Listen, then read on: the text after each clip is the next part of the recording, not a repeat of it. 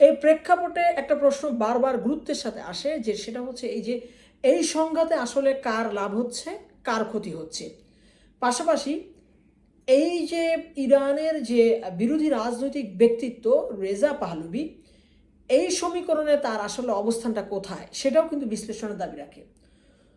প্রথমে ইরানের রাষ্ট্রীয় দৃষ্টিকোণ থেকে বিষয়টা বোঝা জরুরি।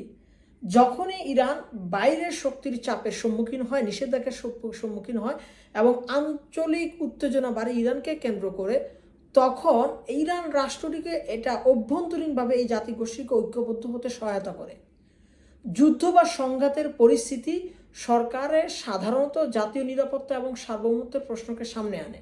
তখন মানুষ কিন্তু যতই বিরোধ থাকুক না কেন, একে অপরের সাথে মতবিরোধ দূর করে জাতীয় নিরাপত্তা নিশ্চিত করার জন্য এগিয়ে আসে। এর ফলে সাময়িকভাবে জনগণের মধ্যে রাষ্ট্রীয়